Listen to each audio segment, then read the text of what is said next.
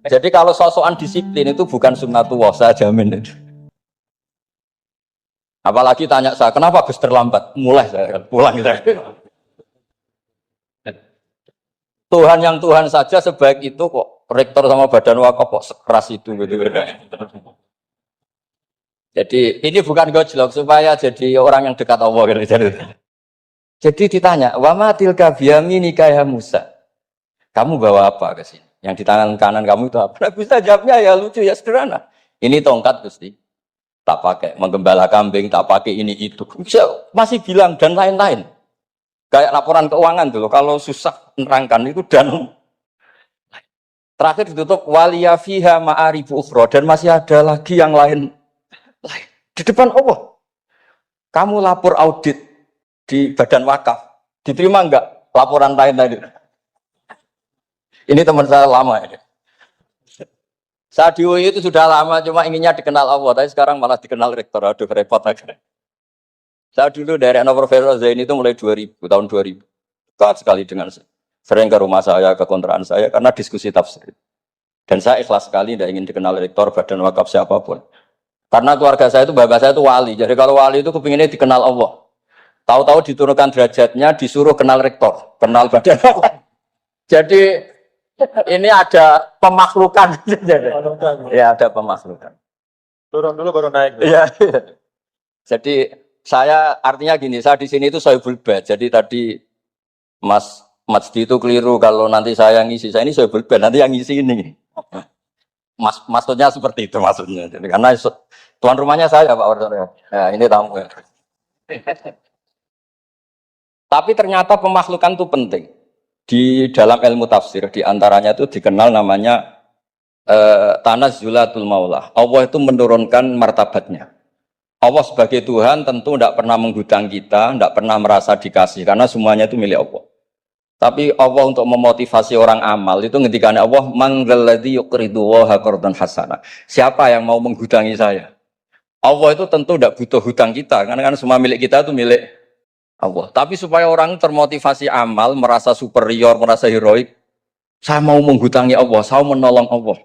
Padahal Allah huwan nasir, Allah ni'mal maula ni'man nasir. Tapi Allah mengistilahkan dirinya intan suruwaha, jika kalian menolong Allah.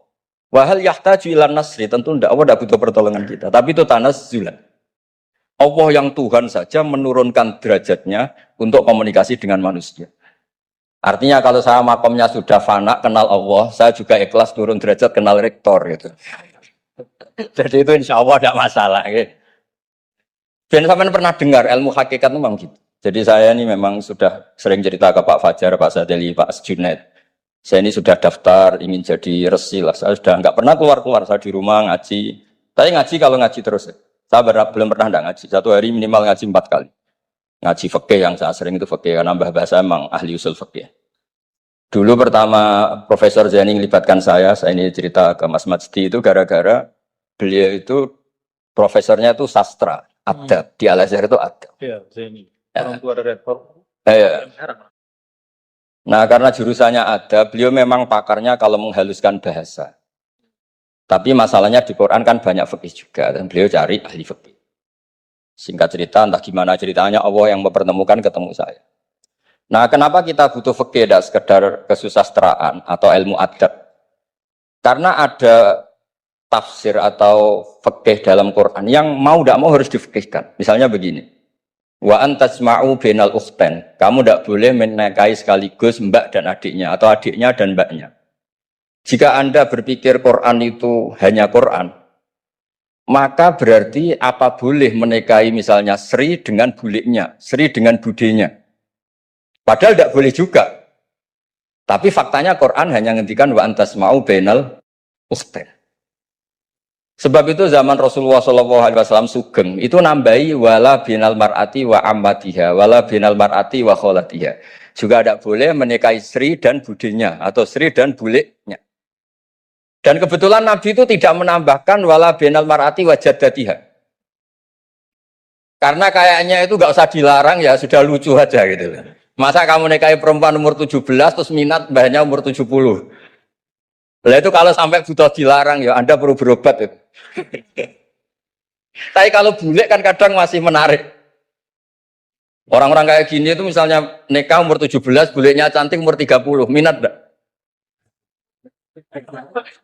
Jadi artinya butuh dilarang untuk tidak minat tuh butuh dilarang. Tapi kalau mbah, Kok ditakok? nah ngono kok ditakon. Ini pakarnya. Ini tetangga saya orang Bojonegoro. Dulu bendaranya Profesor Zeni. Artinya andai kan tidak ada usul fikih ini mimbabi itlaqil ba'di wa iradatil qaul. Meskipun usul fikih itu yang menginduk ilmu balaghah, ilmu ini itu. Jadi Allah menyebut benal ukhtain artinya diganti benal mahromain. Jadi ukhtain itu ibaratun atau itlaqul ba'di yaitu ukhtain mewakili kata mahromain. Dua perempuan yang punya hubungan mahram tidak boleh dinikah bersamaan untuk orang-orang yang poligami. Ini penting supaya semua tafsir juga gitu. Lafat-lafat yang ada mahdzufnya itu kita jaga. Baik itu secara keilmuan maupun secara fikih. Keilmuan misalnya begini. Orang yang dilaknati Allah, mala'anahu wa ghadiba alaihi. Di antaranya diteruskan wa ja'ala minhumul qiradata wal khanazira wa abadat tauhid. Lalu misalnya secara penelitian tidak pernah ada makhluk manusia yang dulu jadi kera. Tapi melihat ayat itu seakan-akan itu pernah ada periode atau kejadian di mana manusia itu dirubah jadi kera. Wa ja'ala minhumul qiradata. Mau tidak mau kita butuh perangkat ilmu lain yang namanya balaghah. Itu orang Jawa, itu kalau dilangkai kakinya itu hanya bilang kayak kera. Orang nggak sopan tuh katanya kayak kera. Tapi kalau dilangkai kepalanya langsung, oh dasar ketek itu, dasar kera itu. Artinya dalam ilmu tasbih, kalau kemiripannya itu biasa, itu masih disebut ka, seperti. Tapi kalau mirip banget, perilakunya itu kafnya dibuang. Sehingga orang yang tuli banget terhadap kebenaran, Allah bilang summum bukmun umyun. Orang kafir itu summun, tuli misalnya. Bukmun ada bisu. Padahal faktanya mereka bisa mendengar, bisa ngomong, bisa bicara. Tapi saking tidak pernahnya mau mendengar kebenaran, di redakseknya sumun, bukan kasumi tapi sumun. Begitu juga di bab madah memuji. Kalau orang agak ganteng, mungkin saya kalau muji Mas Masdi hanya kalkomar, muji Pak Rektor paling ya kalkomar. Tapi kalau muji Nabi langsung komarun, anta samsun, anta bedrun, karena gantengnya kelewat, sehingga kaf tasbih seperti itu dibuang. Nah, andai kan tidak ada fakta manusia itu pernah dirubah jadi kera di era itu. Andekan itu nggak ada, kita sendiri juga nggak tahu. Kita masih bisa menganalisis dengan teori balaghah tadi. Wajah alamin humul kirodata ekal kirodah. Mereka atau mislal kirodah, mereka dijadikan Allah laksana kera. Tidak berakhlak, tidak beretika, tidak bermoral. Ini pentingnya ilmu balaghah. Sehingga kita tidak perlu mengharuskan orang berkeyakinan dulu itu pernah ada orang manusia dirubah jadi apa? Kera. Nah misalnya ada yang berkeyakinan atau berpendapat memang itu pernah nyata, itu ngendikannya Rasulullah kemudian itu dihilangkan, hanya hidup 3 hari kemudian hilang sehingga nggak punya turunan. Jadi pilihan-pilihan dalam tafsir itu satu tentu riwayat, dua itu analisis balaghah. Nah analisis fikih itu tidak kalah penting karena konstruksi Quran itu ada fikih yang sudah mapan. Seorang lagi ada fikih yang sudah mapan. Ketika Nabi Lut itu menyesali kaumnya itu lesbi dan gay, kelainan seksual. Itu Nabi Lut ngendikan haula ibanati hunna adharulakum. Kalau kamu ingin menyalurkan kebutuhan biologis Anda, ini ada anak-anak putri kami, hunna adharulakum. Itu lebih suci bagi kalian. Tentu fikih itu sudah mapan, maknanya dinikahi dulu dengan proses nikah yang sah. Nah, barokahnya fikih yang mapan ini Allah tidak cerita tafasilul umur, tidak cerita detail-detail. Sehingga salah sekali kalau kita sering bilang kita hanya kembali ke Quran. Itu tidak bisa, karena Quran juga tidak berdiri sendiri dengan makna yang sebenarnya. Karena turun itu ada asbabun nuzul. Ini yang terakhir supaya ngasih pekerjaan kan jauh-jauh dari NTB. Ya kan bisa dimanfaatkan secara baik dan benar. Saya bulbet. Nah, enggak ini bukan guyon, tapi memang betul harus begitu. Mau tidak mau. Sumpah misalnya, orang itu kalau ditagih hutang atau ditegur itu masih, ya besok saya bayar. Ditagih lagi kayak gak percaya, wawahi besok saya bayar. Jadi kata wawahi itu mesti menunjukkan emosi, tersinggung, sumpah. Sehingga suatu saat ada seorang khotib ini ngendikan, fawarobbis sama iwal ardi innahu lahakum mislama annakum tantikun. Demi Tuhannya langit dan bumi. Itu si Bedui, ada orang Arabi, orang desa. Langsung menyelasi Pak Khotib tadi. Pak Khotib, manggalladzi akhdhafal jalil hatta alja'ahu ilal yamin. Siapa yang bikin murka Allah sehingga Allah terpaksa sumpah. Semenjak itu jadi ilmu, kalau Allah memulai redaksi dengan sumpah, dengan qasam, pasti Allah tersinggung. Jika lafat-lafat yang dimulai wanaziati khorqa atau dimulai wasamsi waduhaha, mesti terusannya itu Allah agak marah. Karena di mana-mana orang sumpah itu menjelaskan sama yang agak tidak percaya. Itu dzauqul arabi, itu ad-dzauqus salim. Nah begitu seterusnya. Kemudian masalah wasfiyah ismiyah. Saya dulu sering debat sama Profesor Zain. Kan misalnya kiai-kiai di Jawa, umumnya kalau maknani min alakin itu segumpal darah. Lalu orang-orang yang nekuni embriologi itu tidak pernah ada segumpal darah. Kalau segumpal darah malah jadi kluron. Macam-macam. Katanya Quran itu mesti benar, ini ada segumpal darah. Kata saya segumpal darah itu bahasa Indonesia, Quran itu bahasa Arab. Tidak akan ada itu di Quran, kata saya. Tapi ada yang bilang segumpal darah ya, tetap aja itu enggak Quran. Yang Qurannya min alakin, segumpal darah itu bahasa Indonesia. Quran tidak ada yang bahasa Indonesia, kata saya. Nah, tapi itu bisa dianalisis pakai balaghah atau pakai teori madatul kalimah. Min alakin itu dari kata aliko ya'liko alakon, sesuatu yang menempel. Jadi kalau di proses embriologi, misalnya ada apa yang menempel dalam ilmu itu, yaitu yang jadi rahim, jadi anak. Atau pakai ilmu balaghah. Min alakin tetap maknanya segumpal darah, tapi maknanya itu tangkis atau tahkir. Manusia itu sombong. Padahal materinya sama yang sekarang jadi sama dengan materi yang sekarang jadi segumpal darah. Yaitu kita yang seperti ini materinya ya sperma, segumpal darah yang seperti itu juga materinya sperma. Kok kamu sombong? Materi kamu sama dengan materi min alakin. Itu persis dengan adatul Arab kalau sedang mencibir orang yang sombong. Itu kalau orang Arab bilang antal ladzi kharasta min makhrajil bauli marratan, kata orang Arab. Kamu adalah manusia yang keluar dari jalannya kencing 2 kali. Keluar dari penis lelaki ya lewat jalur kencing, keluar dari ibunya juga lewat jalur kencing. Supaya orang enggak sombong itu orang Arab bilang antal ladzi kharasta min makhrajil bauli marratan. Nah, min alakin itu dalam konteks itu karena begitu angkuhnya Abu Jahal, begitu angkuhnya kafir-kafir Quraisy, sampai diingatkan Allah ulang, kamu ini materinya min alakin, sejenis itu mbok yo jangan yatho. Buktinya terusannya ayat kalla innal insana layatgha, manusia itu sungguh. Ya niki pun deal ya, jenengan harus sepakat saya ini Sohibul Bait sama Pak Warsono sama Pak Rektor, ini tamu yang diundang untuk ceramah tafsir. Kalau ndak berarti asawaha wa rasulah. Begini ya, jadi perspektif Islam atau taqarrub ilallah itu mulai dulu itu orang mau tidak mau subjektif, tapi hukum pokoknya sama. Misalnya orang mencintai Allah, ada yang saking mencintainya itu tidak pernah nyebut Allah. Ada wali itu mencintai Allah tidak pernah nyebut Allah. Karena dia takut ini nama sakral, jangan-jangan dilecehkan. Imam Malik itu pernah ada seorang pengemis datang, ya Imam Malik saya minta uang. Imam Malik jawabnya itu, saya tidak punya uang, baru tidak bawa uang, juga tidak punya uang. Kamu besok ke rumah saya atau nanti ke rumah saya, tak kasih uang. Terus diberi nasihat sama temennya. Halal itu, mbok ya Anda ngomong, rozakokallah. Ya, semoga Allah memberi rezeki kamu. Jawabnya Imam Malik itu apa?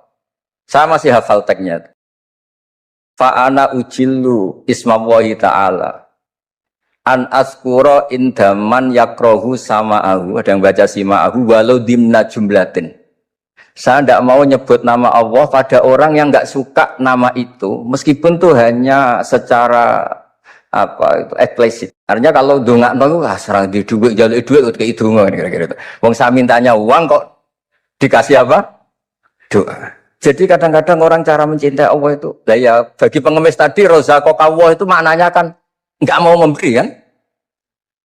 Doa tadi kan disimpulkan nggak mau memberi. Sama seperti kita di Jawa ada keponakan misalnya mau mondok pamit padenya, kata padenya, ya wis le tak sangoni selamat, ya sudah tak sangoni selamat. Selamat dongo tok gak modal agak tunggale. Nah, berdoa saja tanpa modal. Ya. Nah, Sayyidina Umar radhiyallahu anhu itu diantaranya orang yang meriwayatkan hadis Innallaha ta'ala kallafani an asrifa an du'a.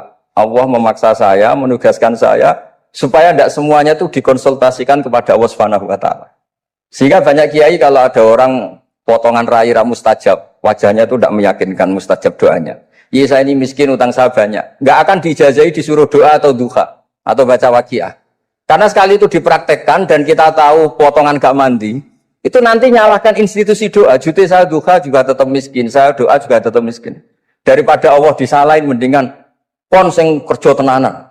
Sayyidina Umar ketika ada orang minta uang dan minta doa, kamu harus kerja yang serius. Fa innas sama ala tumtiru daban, langit tidak akan menghujankan apa? Emas. Jadi di mana-mana mencintai itu ekspresinya macam-macam. Ada ulama yang saking senengnya umatnya Nabi, seneng silaturahim.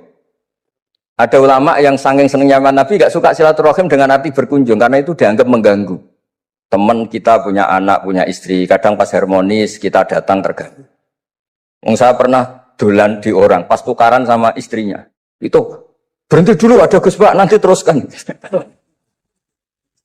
Ternyata orang tengkar itu diganggu juga gak suka. Jadi tiket, cek, ono Gus Pak, kok terus no. Jadi ternyata orang bertengkar itu gak mau diganggu. Setelah itu tak tanya, tadi diteruskan tengkar aja, materinya lupa. Materi untuk nyerang istrinya lupa.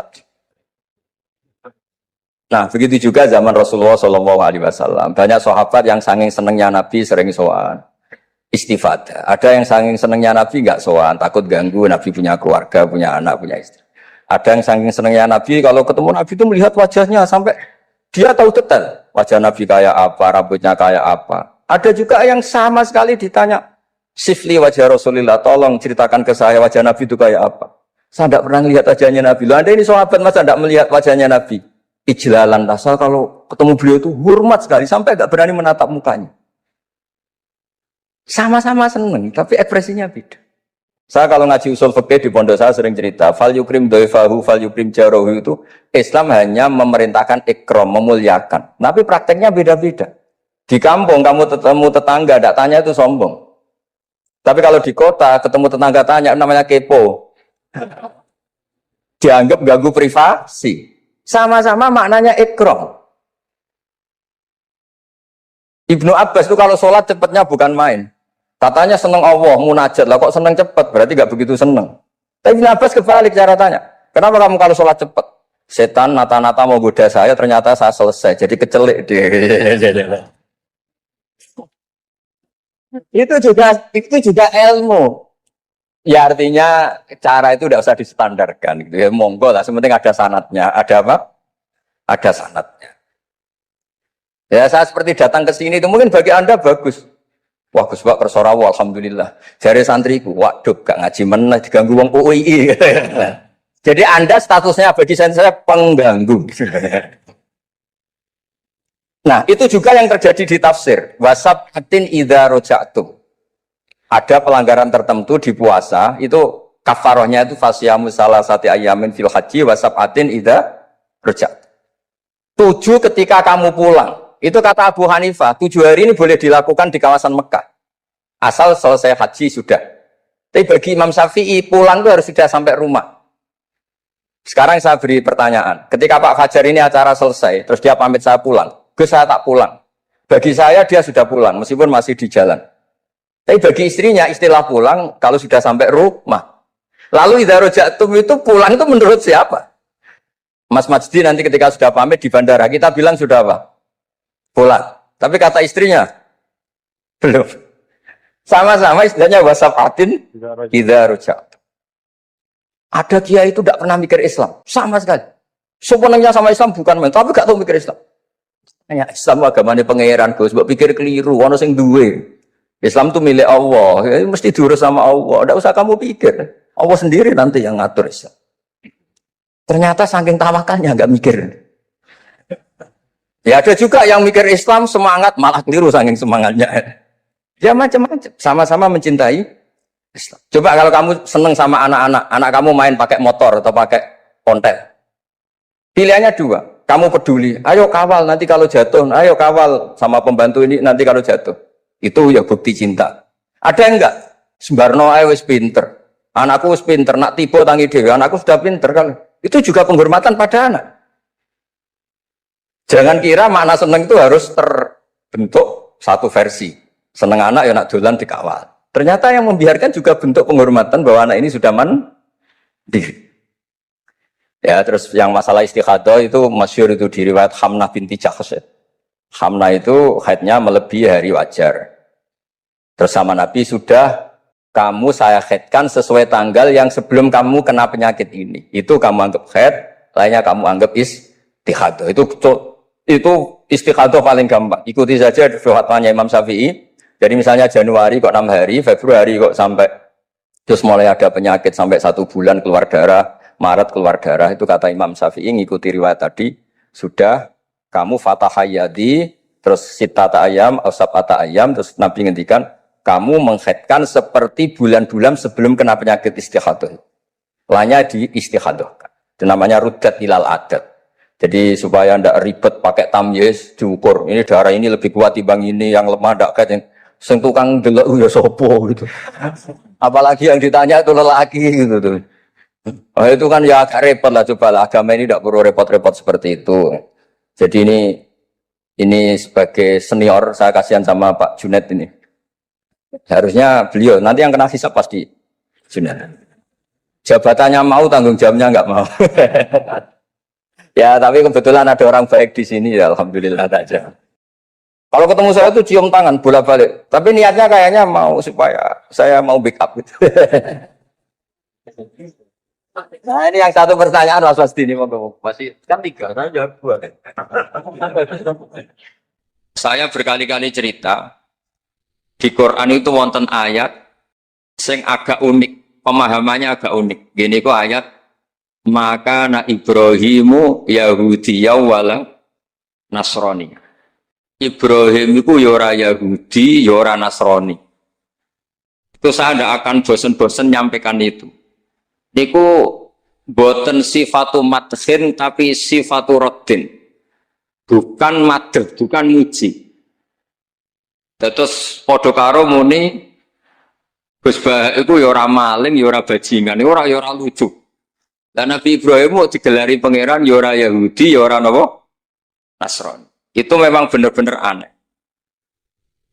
Kenapa itu terjadi? Karena ada zuriyah Nabi Ibrahim yang bernama Yahuda. Ini Yahuda bin Yakub bin Ishak bin Ibrahim. Kemudian Yahuda ini menjadi satu intensitas, satu entitas atau satu komunitas atau bahkan satu agama yang akhirnya dikenal oleh Yahudiyah.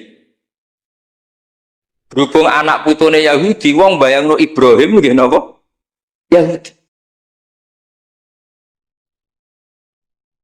Karena Ibrahim itu manggon teng kawasan Bethlehem, teng Hebron, dan di situ sekarang jadi komunitas Nasrani. Orang juga menganggap Ibrahim itu napa? Nasrani. Sehingga Allah ngutus makhluk terbaiknya, nabi terbaiknya, gini ku Nabi Muhammad Shallallahu Alaihi Wasallam. Terus Nabi Muhammad niki sing ngelurusno, nah Ibrahim itu buatan Yahudi, buatan napa? Nasrani. Dan Nabi Muhammad mati-matian berjuang membawa tauhid, dan tauhid itu diatasnamakan millata abikum Ibrahim. Terus niki mengke dados perhatian sesarengan. Artinya gini, orang yang sudah meninggal niku sudah nggak bisa apa-apa. Berarti monggo Pak Marzuki.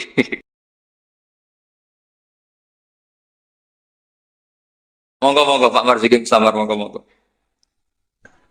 Pun kula terusaken nggih. Wonten ayat teng Quran niku nyifati Nabi Ibrahim namun kalian dawuh maka na Ibrahim Yahudiyya wala Nasrani. Terus Ibrahim itu gak ada zuriyah. Namanya Yahuda. Niku Yahuda bin Yakub bin Ishak bin Ibrahim. Akhirnya ketika Yahudiyah ini jadi satu entitas.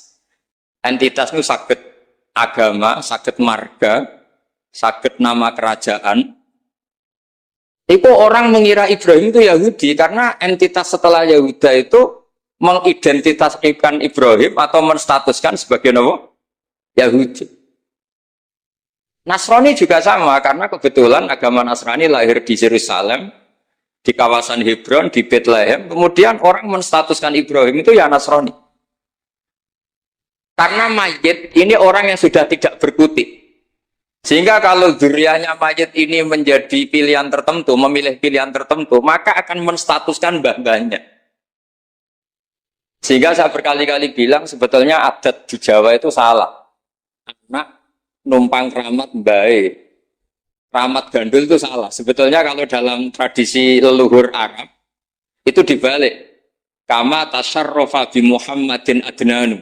Jadi status mbah-mbah kamu itu ikut status kamu. Jadi orang nggak peduli dengan kilap Abdul Samsin Manaf, andai kan tidak ada orang bernama Muhammad Shallallahu Alaihi Wasallam. Orang nggak akan peduli dengan Wali Songo, andai kan tidak punya murid-murid nasab maupun murid-murid sabab, kata para ulama yang mengajarkan Fathul Wahab, Ikhya. Andai kan kita kemudian beda haluan, nganggep kuburan itu tempat syirik, tempat khurafat, bid'ah, maka kita tidak menstatuskan kuburan wali itu tempat berkah, tapi tempat bid'ah dan syirik. Nah, status itu tuh terserah kita, bukan terserah yang meninggal. Itu filosofi dari maka na Ibrahimu Yahudiyau wala Nasran. Andai kan tidak ada Nabi Muhammad Shallallahu Alaihi Wasallam, maka status Nabi Ibrahim akan dibelokkan menjadi berstatus Yahudi maupun apa? Maka kalau mau matur, min isi hadil ummah adalah as-sanadul muttasil ila Rasulillah sallallahu alaihi wasallam. Sebab hanya dengan sanad itu kita bisa menjaga status guru kita, gurunya guru kita, gurunya guru kita ila Rasulillah sallallahu alaihi wasallam. Saya termasuk orang yang fanatik sanad. Saya muridnya Mbah Mun. Mbah Mun diantara gurunya tentu Mbah Karim Lirboyo. Beliau ngaji sama Mbah Hasyim ngaji sama Syekhona Khalil ke Syekh Nawawi Banten. Atau Mbah Mun ngaji Mbah Karim, Mbah Hasyim ngaji Syekh Mahfud Termas di Mekah, kemudian ngaji Said Abi Bakar Sato Sohibul I'ana. Saya dari gen saya piyambak, gak ada bapak kandung, hafal Quran, ngaji sama buyut saya dari ibu. Dan itu sampai buyut saya namanya Hafsah, itu binti Soleh. Binti Maksum dulu, binti Maksum bin Soleh. Soleh buyut saya itu gurunya Mbak Soleh Darat ketika beliau masih di Kudus, ngaji di Damaran. Pondok tertua di Kudus itu buyut-buyut saya di Damaran belakang makom. Jadi buyut saya kandung namanya Hafsah, punya anak namanya Sofia itu yang sampai saya, punya adik Badi'ah, jadi ibunya Ki Sahal. Terus Hafsah itu punya saudara, punya pernah bule, namanya Nyai Fadilah, itu digarwa Kiai Akil Sirat, yang jadi Pak Said Akil dan seterusnya. Saya cerita begini ini penting karena supaya kebenaran itu dzurriyatam ba'duha min ba'd. Sekali dzurriyah ini melenceng itu tidak harus ekstrim menjadi kafir, menjadi muslim, atau muslim menjadi kafir, tidak harus itu. Misalnya dari Sunni menjadi Wahabi, atau Sunni menjadi Syiah, atau Sunni senang ngaji menjadi Sunni tidak senang ngaji, itu juga sudah parah. Atau kiai yang dulu kagum anaknya bisa baca Ihya, kemudian kiainya kagum kalau anaknya punya Alfat, itu juga melenceng sama. Dari kiai yang bangga anaknya tawakal menjadi melenceng. Jadi melenceng itu macam-macam, tidak harus ekstrim. Tapi efek dari melenceng itu adalah menstatuskan orang sing hanifah muslimah, yaitu Nabi Ibrahim, menjadi Yahudian atau Nasranian. Jadi kira-kira kalau ada muridnya Mbah Mun kok kedonyan, sebetulnya mental kapitalistiknya itu dia, mungkin nyifati Mbah Mun bahasa hal itu enak kayak gede, tamune akeh, duwe akeh, mesti seperti itu. Tapi kalau saya atau yang sejenis saya, enak duwe Kiai Mbah Mun, saya pernah khatam Wahab dengan Mbah Mun, khatam Mahali sama Mbah Mun, Jampul Jamek sama Mbah Mun, nak moco enak, nak nerangno enak. Sampai kata ada Kiai Madura itu nama kita Prapati Iso. Tak tanya, teman saya, yang Kiai ini teman saya, bukan semua Kiai Madura yang teman saya. Kenapa kamu tidak bisa baca kitab? Yang kitab enak dibaca milik Mbah Mun, yang milik saya tidak enak. Sehingga dia punya cita-cita mau beli kitabnya Mbah Mun. Jadi dia tidak menyalahkan otaknya, tapi menyalahkan kitabnya. Setelah saya alim, saya sering baca kitab, katanya dia, kitab jenengan tak beli 10 juta, Gus. Asal saya bisa baca kayak jenengan. Gitu. Khawatir saya masalah sanad itu, saya ulang lagi masalah. Saya punya kitab banyak karangannya Mbah Hasyim Asy'ari, karena saya punya tulisan banyak tentang Mbah Hasyim. Mungkin bahkan yang belum didokumen oleh keluarganya, karena Mbah Hasyim dulu teman akrab buyut saya, namanya Raden Fauzan. Fauzan itu bin Maksum. Itu ketika kitab-kitab dulu itu silih-silihan, karena dulu beli kitab tuh mahal. Dulu buyut saya itu buyut saya dari ibu itu dibelikan kitab buyut saya dari bapak. Itu belikan ithaf, itu sampai jual sapi. Saking mahalnya kitab. Sehingga saya masih ingat Mbah Sahal itu kalau belajar di geladak saya, itu tafsir Bedawi itu ada tulisannya Mbah Mufid, ada tulisannya Ki Zubaidi, terakhir dipakai Ki Sahal Mahfud. Jadi satu kitab dipakai sekian apa? Generasi, saking susahnya apa? Kitab. Terus dulu orang belajar itu ya serius. Korok tu alasdah. Jadi dulu itu murid baca di depan kiai, kemudian dibenarkan atau disalahkan. Sekarang enggak. Kiainya baca, muridnya ngantuk, omongan sendiri, terus dengan bangganya merasa saya ini muridnya Mbah Mun, muridnya Gus Baha. Itu innalillahi wa inna ilaihi raji'un. Ini enggak benar tuh. Karena dia sebetulnya tidak mustakid. Kecelakaannya lagi, metode pelatihan bahasa Inggris, bahasa asing itu pakai metodenya ulama dulu. Orang kalau kursus Inggris itu dilatih disuruh ngomong. Sampai aksennya Inggris, konversasinya gaya Inggris. Sehingga mereka pinter. Itu metode kita. Dulu nggak ada guru bacakan murid, itu udah ada murid bacakan guru. Makanya kenangannya Imam Syafi'i, qara'tu ala Malik al-Muwatta. Saya membaca Muwatta di depan Imam Malik. Sehingga murid pinter apa goblok ini gurunya tahu. Nanti kalau bacanya benar terus disahkan jadi kiai. Sekarang enggak. Ngaji terus, be rokokan, be omong-omongan tetap jadi kiai. Padahal kiainya saja enggak tahu dia pinter, enggak tahu. Nah ini termasuk sanad yang muntot. Makanya saya ini nyesal senyesal-nyesalnya. Di tradisi pesantren sekarang ngaji sorogan itu jarang. Saya alhamdulillah sampai sekarang masih ada beberapa santri yang ngaji sorogan mahali sama saya. Termasuk beberapa Gus Sarang masih sorogan sama saya.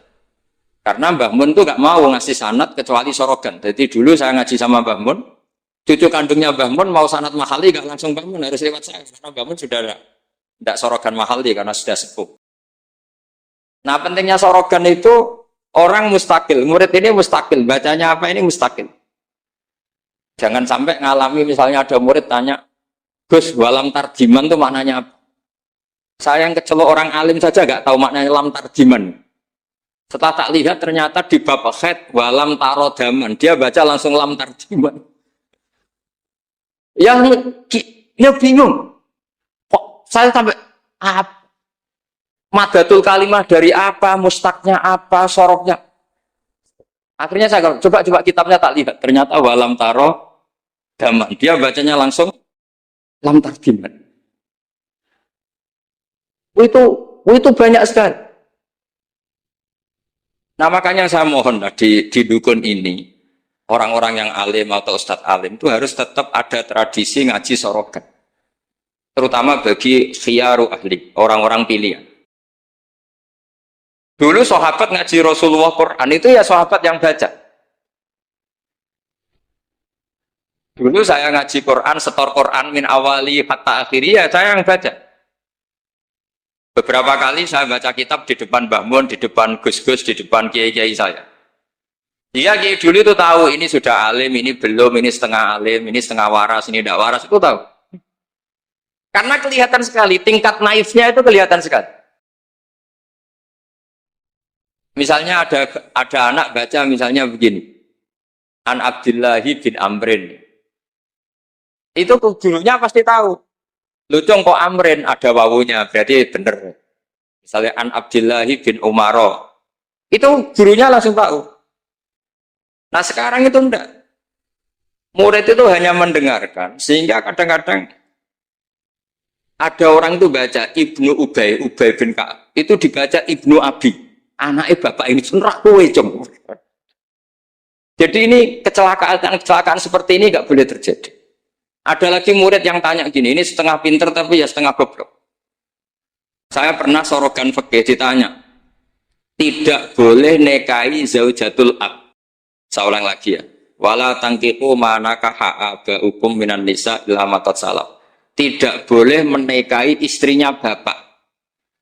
Itu orang Jawa langsung protes. Gus, bojone bapak rak ibuku. Itu setengah pinter, setengah goblok. Setengah pinter karena di Jawa rata-rata orang itu istrinya satu. Ya kalau bojone bapak, ya mesti ibunya dia.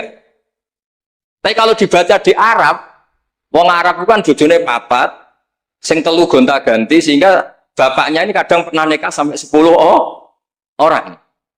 Paham ya? Orang Arab, mungkin orang Jawa Timur ya rada Arab, banyak kiai yang istrinya ada satu. Nah sebetulnya orang Jawa Timur yang paling tidak iskal karena saya ulang lagi ya. Sehingga dia tanya, Gus, bojone bapak ora ibu. Mosok wong kok dilarang kawin bojone? Pak, yo mesti wahai ra bakal wong bojone bapak iku ibu. Dia protes, kenapa harus dilarang wong karuan ndak mungkin terjadi. Tak terangno. Kalau orang Arab kan mungkin, yaitu bojone bapak satu ibu kamu, dua Sri, terus Wahyuni atau siapa. Ini orang yang pernah dinikahi bapak kamu itu haram kamu nikah. Nah berhubung dia orang Jawa, bojone bapak itu mesti ibu karena ibu istrinya satu. Nah itu setengah pinter setengah goblok. Setengah pinternya bisa bantah, agak cerdas lah, bisa usul gitu. Setengah gobloknya itu sebetulnya ketika dengan ibunya itu bahasa Arabnya bukan zaujatul ab tapi ummuka. Kamu tidak boleh menikahi ummuka. Jadi bukan dimasukkan zaujatu abik. Jadi kalau dalam bahasa fikih itu status yang dipakai status terdekat. Jadi misalnya saya menghukum ibu saya ya ummi itu ibu saya. Tapi ketika istrinya bapak yang lain harus distatuskan zaujatu abika. Itu tidak bisa. Kalau orang nggak sorogan itu tidak bisa. Nah, kalau orang-orang NU, orang-orang pesantren saja sudah ada alim, apalagi yang di luar kita. Karena tadi sanad ini sudah mulai mungkota, ini sudah agak kecelakaan betul. Dulu Imam Malik tuh ngaji di depan Imam Malik ngaji di depan Imam Zuhri. Ya sorogan. Imam Syafi'i ngaji di depan Imam Malik, baca muwatta, khatam benar semua. Terus Qad ana laka antuftiya, ana itu sudah saatnya kamu iftah. Karena membaca min awali hatta akhiri benar semua. Masih ngaji sama Sufyan bin Uyainah, masih ngaji sama Sufyan As-Sauri. Terakhir beliau ngaji sama Muhammad bin Hasan As-Syaibani di Irak. Itu semuanya yang baca Imam Syafi'i, sak logikanya. Terakhir dites begini Imam Syafi'i, sama sih. Saya termasuk sering baca kitab Risalatus Syafi'i. Saya sering baca kitab sering baca kitab Risalatus Syafi'i. Itu dites begini. Kata Sufyan As-Sauri, ya Aba Abdillah, kalau manggil Syafi'i itu Aba Abdillah, ma makna hadisi la tuharrikut tayra min makin natiha. Gurunya yang satu tidak baca makin natiha tapi min wakanati. Jangan gerakkan burung dari sangkarnya. Kalau sampai yang dibudai mesti jawab ini, kurang penggawean apa, ngobrak-ngobrak manuk kan gitu. Tapi Imam Syafi'i dengan fasihnya menerangkan orang Arab itu kalau mau pergi itu tatoyur. Tatoyur itu pakai ukuran terbangnya burung. Nah, digusah terbang ke kanan, ila aimana berarti alamat baik. Kalau berterbang sama atau kaisaro berarti buruk. Itu kalau ada burung di hutan terus dibusak. Kalau nggak ada burung di hutan, dia memang nyimpan burung diletakkan di kurungan. Tapi kurungannya dibuka terus diubrak. Terbangnya nganan, baik. Kalau ke kiri, buruk. Makanya disebut di Quran innama ta'irukum ma'akum inna tatoyarna bikum. Karena yang dipakai ukuran itu ta'ir. Ta'ir itu sesuatu yang terbang. Itu Imam Syafi'i langsung paham. Adatul Arab kalau mau pergi itu melihat terbangnya burung. Sehingga makna hadis la tukarnikut tayra min makin natiha, jangan mentaklekkan barokah tidaknya pergi berdasar terbangnya burung, tapi berdasar di kamu itu fitoatillah atau fima sihat. Nangis gurunya, padahal masih Imam Syafi'i umur 15 tahun. Wong pinter ngono. Makanya terus sampai dipuji-puji. Saya punya keyakinan Kalau nanti fata min Quraisyin yamla'u tibaqal ardi ilman tuh kamu. Padahal teksnya hadis hanya gitu, jangan gerakkan burung dari sang. Itu dulu mungkin orang alim sampai seperti itu mungkin. Karena ngajinya sorokan, mustaqid. Saya beberapa kali dites Mbah Mun, hak cara kowe naib Indonesia itu fasik ta ora? Ora dijawab fasik ya rodok fasik untuk mel-melan terus. Nek dijawab fasik padha karo ngukumi nek kae wong sak Indonesia gak sah. Mergo waline napa? Nah, kalau pengalaman karena kalau sering ngaji sama Mbah Mun pengalaman. Jenengan ra kepengin nek kae wong sak Indonesia sah. Iya, aku kepengin sah. Nak ngoten tak hukumi mboten fasik. Itu Mbah Mun semenengnya saya sampai diambung itu dia bilang gitu. Cara orang Arab nak seneng diambung bombonan. Kowe muridku tenan. Karena itu memang jebakan. Jadi ya sudah seperti itu. Itu mungkin kalau ngaji sorogan. Tapi nak ngaji kilatan ya maunya enggak isolawat tok. Solale. Wah semata ana wong tenan. Amit tenan. Loh kenapa? Solawatnya baik, tapi Jibril juga gak paham. Solale itu kan kalimat apa kan enggak jelas. Coba diterkit. Nabi Muhammad sholli alaih, sholli itu malah perintah, berarti kiaimu sholli alaih, berarti yai kue semua sholawat kan gitu. Itu kalimat yang salah. Nah iya, waqala Rasulullah sallallahu alaihi wasallam. Terus muridnya muni sholli alaih, berarti kan kalau dimaknani kan sholli maca sholawat sira Pak Kiai, ali ngatasin mun jenengan mawon sing maca sholawat. Nah berhubung itu bahasa Arab gak ketara salah kan gitu. Kata-kata ngono iku marah ini gitu. Itu naib. Mestinya kan kalau Rasulullah sallallahu alaihi itu lah. Paling enggak ada dhamir mustatir yang kembali ke Allah. Nah kalau terus muridnya bilang apa? Sholli alaihi, coba sampean maknani sholli alaihi. Sholli ya Syekh alaihi ala nabi. Kacau enggak kira-kira ada kan dengar orang yang ngerti itu. Tapi alhamdulillah banyak yang enggak tahu sehingga ya alhamdulillah. Makanya saya berkali-kali muji orang bodoh itu barokah. Mereka ora salah wong. Jadi penak wes. Kalau saya tangisan, nak pondok gede wes salah oleh maca sholawat mun sing dajit. Sing ditunggoni ahlul ilmi, maksudnya pondok gede sing notabene ditunggoni ahlul ilmi saja salah apalagi. Jadi dulu itu orang itu pinter sekali karena ngajinya sorokan. Sahabat ya gitu. Sahabat tuh kalau nggak paham ya tanya Nabi karena logikanya Nabi kadang nggak nyambung sama logika sahabat. Misalnya begini, al-qatil wal maqtul finnar, yang bunuh maupun yang dibunuh. Saya baca lengkapnya. Idzal taqal muslimani bisayfihima fal qatil wal maqtul finnar.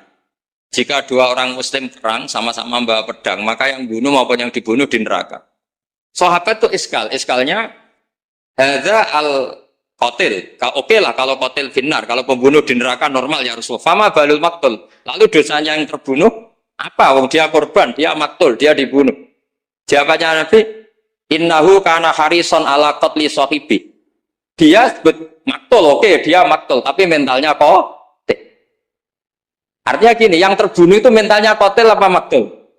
Qatil karena dia saat tempur tentu inginnya membunuh. Artinya maktul itu status fakta. Tapi status mentalnya qatil. Itu hebatnya Rasulullah. Ya ketika ada orang sama-sama bawa pedang duel itu mentalnya semuanya qatil. Cuma yang satu nasibnya maktul. Nah, maktul ini status nasib apa status niat? Status nasib, niatnya dia tetap qatil sebagai pembunuh. Jadi segampang itu Rasulullah menjelaskan karena tadi ada sorogan. Jika Nabi setiap ngaji sama sahabat, ara'aitakum hadhi, ara'aita kadza. Ara'aitukum kadza. Nah, ini terakhir qadhiyah saya terakhir tak terangkan. Nah, sehingga Quran ini kembali ke sesuatu yang saya tekuni.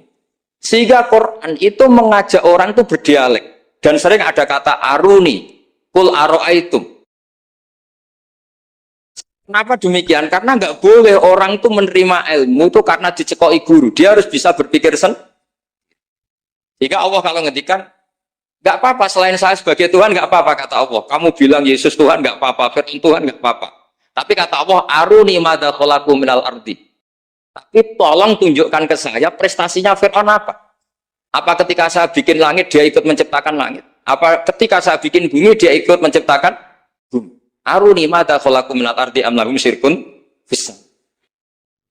Sehingga orang terus mikir, kalau Fir'aun Tuhan, Yesus Tuhan, atau siapa saja yang selain Allah dianggap Tuhan, lahirnya di mana?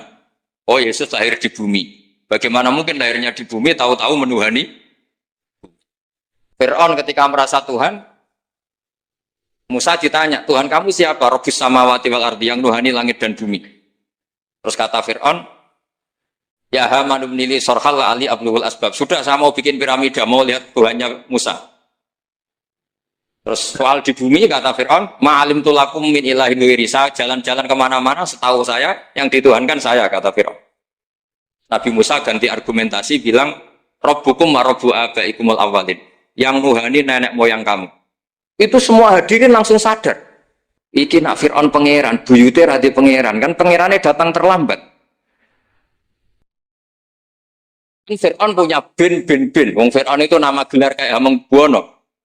Fir'aun 1, Fir'aun 2, Fir'aun 3, Fir'aun kan begitu. Makanya zaman Nabi Yusuf itu rajanya juga namanya sudah Fir'aun. Zaman Nabi Musa juga Fir'aun, karena itu gelar. Artinya begini, kalau Fir'aun itu Tuhan, berarti mbah-mbahnya tanpa Tuhan, karena Tuhannya datang terlambat. Itu dilatih. Sehingga Quran itu sering ngendikan aruni, aro'aitu, itu diulang. Ngaji sorogan itu pentingnya ya seperti itu. Santri akan tahu. Ini bacanya ya jibu, apa ya jubu. Kalau di hadis, al-Islam ya jubu maqoblah. Mereka maknanya yaktok. Jadi ketika ada seorang sahabat lama sekali kafir dulu, ketika Islam dia ngeluh, ya Rasulullah setelah saya Islam apa dosa saya zaman jahiliyah diampuni. Terus Nabi ngendikan, al-Islamu ya jubu maqoblah. Itu bacanya bukan ya jibu tapi apa? Ya jubu ayaktau. Lah kalau pas ini kamu baca ya jibuan, al Islamu te Islam ya jibu, pusing kamu. Itu kalau nggak sorokan nggak bisa. Jadi saya mohonlah sanad ini nggak boleh hilang karena yang punya khazanah kealiman itu kita itu maksudnya pesantren. Kalau kita saja tidak alim, apalagi di luaran kita. Ini bukan urusan suudzon atau menstigmasin, enggak. Yang menyediakan itu kita, di luar kita malah pakai terjemah, pakai paling KHI, kompilasi hukum Islam, yang masih pakai teks Ihya Fathul Wahab, itu kita. Karena Fathul Wahab Ihya dikerdusi nganti sawangan, ya ini dia mau terjemahan, ngaji ini nganggo laptop, pamen ngincang-ngincang, orang bilang terjemah, sinalillah wa inna ilaihi raji'un. Itu bukan apa-apa, sebenarnya orang tidak alim itu tidak apa-apa, tidak dosa. Tapi kan masalahnya sing alim itu gayanya kok orang alim. Itu cuma ini masalah kan itu. Orang aku bodoh kan yo ra gelem. Dulu itu tidak seperti itu. Sehingga Nabi Ismail misalnya, Nabi Ibrahim itu nabi. Nabi itu diperintah Allah mesti benarnya. Inni arafil manami anni atbahuka. Saya bermimpi, mimpi Anbiya adalah wahyu, bahwa saya disuruh nyembelih kamu. Apa kata Nabi Ibrahim? Fangdur madza tara. Lalu menurut pendapat kamu gimana? Karena mulai dulu enggak. Jadi tradisi di kampus dua arah. Mahasiswa disuruh mikir, disuruh cerdas. Itu dulu kita sebelum ada kampus itu para nabi sudah punya tradisi murid itu mustaqil bil fikr. Murid bisa mikir Fangdur madza tara. Menurut pendapat kamu gimana Ismail? Supaya apa? Kalau Ismail betul-betul nanti disembelih, itu dia tidak hanya nurut Nabi Ibrahim tapi memahami, jika dapat ganjaran dua kali, nurut bapak ya nurut pangeran, atau nurut pangeran ya nurut bapak. Fandur madza tara qala ya abatif almatu. Jadi tidak mentang-mentang Ismail aku dikongkon pangeran nyembelih kowe, ayo nang sembelih oleh bantah nurut. Tidak ada seperti itu. Lagi-lagi yang ada itu di ngaji sorok. Nah, kemudian saya sekarang cerita masalah sorogan. Saya beberapa kali punya kenangan Mbah Mun, karangan terakhir beliau Al-Ulama Al-Mujaddidun. Tiap ketemu mesti disuruh baca itu. Sampai saya pas haji sama beliau ya baca itu di Tuja Mimbari Rasulillah. Ketika saya di sarang tiap Syawal ya baca itu. Sampai kitab itu untuk murid-muridnya identik dengan saya karena saya sering, bahkan di kitab saya paling banyak oret-oretan tulisan tangannya Mbah Mun karena beliau tahu kalau saya menekuni kitab itu, tinggal beliau senang sekali. Termasuk begini pertanyaan saya. Menurut Imam Syafi'i, zakat zuhur itu kan hanya yang muqtad, kayak makanan pokok lah, kira-kira kayak padi kalau di Indonesia. Tapi Mbah Mun dulu itu sering guyon gini. Petani itu saake jare, wis macul terus gegere kaya akik wajib zakat. Petani cengkeh kakao suge-suge ra wajib zakat. Mergo sing ditandur mboten apa? Muqtad atau tidak kut. Oke ngono iku terus piye? Kaya gak adil. Bangun tuh hanya guyon-guyon gitu. Mulai guyon petani kaya gegere kaya akik kaya apa gitu. Terus suatu ketika tanya saya, "Cara kowe wajib gak?" Ya nah jenengan muni wajib, kula muni wajib, tak mboten nggih mboten wong kula murid to. Terus jare bangun, ora iso kowe kudu melok nek muni wajib ya kowe dhewe aja ngelok-ngelokno aku. Dulu saya iskal saya itu niki kok gak tanggung jawab atas saya itu. Dan di kitab itu ditutup dengan kalimat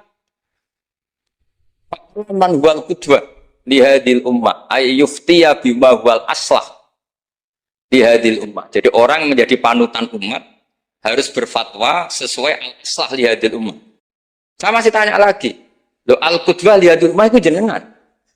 Iya ya aku, tapi kayak kudu mikir dewe. Terus saya tanya lagi, mahwal aslah li hadil ummah itu wajib napa boten? Kakao cengkeh ini sudah wajib zakat apa boten? Lo karek kue. Nah dulu saya iskal. Sampai malam mau haji itu saya masih ditimbalin, masih diskusi kitab itu. Ini kitab ini tak bawa kitab Al-Ulama Al-Mujaddidun. Ternyata kesimpulannya apa? Fatwa itu nggak boleh hanya gurunya paham, muridnya tidak. Akhirnya saya tanya gini, ya Syekhona, ketika seseorang itu syafi'i dan dia seorang mufassir, hal yataqayyadu bimadhabi imami amla. Misalnya gini, kan dalilnya Yusuf Qaradawi yang ngutip Ibnu Katsir kan, semua tanaman wajib zakat, termasuk kakao, cengkeh, apa saja, termasuk khodrowat, fawakih, atmar, simar, semuanya wajib zakat. Dalilnya adalah wa mimma akhrajna lakum minal ardh. Ma itu umum, apa saja.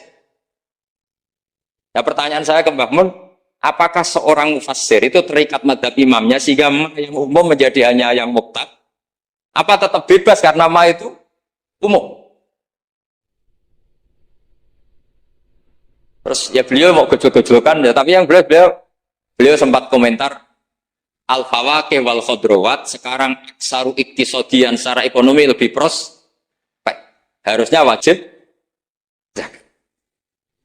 Nah saya kenapa cerita panjang lebar ini supaya jangan sampai pondok-pondok yang belajar Fathul Wahab, belajar Ihya, belajar Fathul Mu'in, kemudian kita dianggap orang yang antisosial.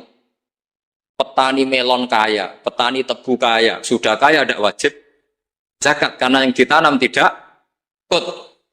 Petani pari wis melarat, utangan hanya karena yang ditanam apa? Kut atau muqtad wajib zakat. Lalu kata dunia kan terus piye to kiai? Nah ini saya mohon sekali itu murid-murid bisa memahami kalau kita itu mendiktekan pikiran kita. Nah dulu Imam Syafi'i cara belajar seperti itu. Imam Syafi'i itu dulu senengnya sama orang miskin tak ngamek karena sifatnya Nabi wa yuhibbul fuqara wal masakin terus wa yajlisu ma'ahum wa yumartuhum itu. Wa yuhibbul fuqara wa yajlisu ma'ahum wa yumartuhum terus. Dia ketika di Mekah miskin, di Madinah mulai gundah. Imam Malik itu gaya orangnya. Jadi kalau duduk di kursi tinggi, babutnya itu empuk. Beliau mulai iskal, ini kiai kok kaya raya. Tapi itu dipendam sama Imam Malik. Terus ketika Imam Malik mengesahkan Imam Syafi'i jadi mufti, Imam Syafi'i tanyanya begini, setelah jenengan orang yang alimnya kayak jenengan itu siapa? Dari Imam Malik, sakjane Abu Hanifah, tapi wongnya mati, orangnya sudah meninggal. Mungkin beliau juga bilang mati karena selevel. Mungkin kalau kita harus bilang kabudut. Biasanya memang mata, bukan tufiya. Lalu siapa yang alimnya kayak Abu Hanifah? Muridnya masih hidup, namanya Muhammad bin Hasan. Saya bisa ke sana, boleh dari Imam Malik. Imam Malik itu kaya. Uangnya banyak, tapi beliau rumahnya ngontrak. Jadi kiai mulai dulu lebih seneng uang cash daripada apa? Sawah Tegal karena nggak bisa sedekah. Akhirnya Imam Malik gandeng Imam Syafi'i dijak ke Baki. Dulu Baki itu pasar kafilah, rental-onta itu. Kemana kafilah yang mau ke Irak?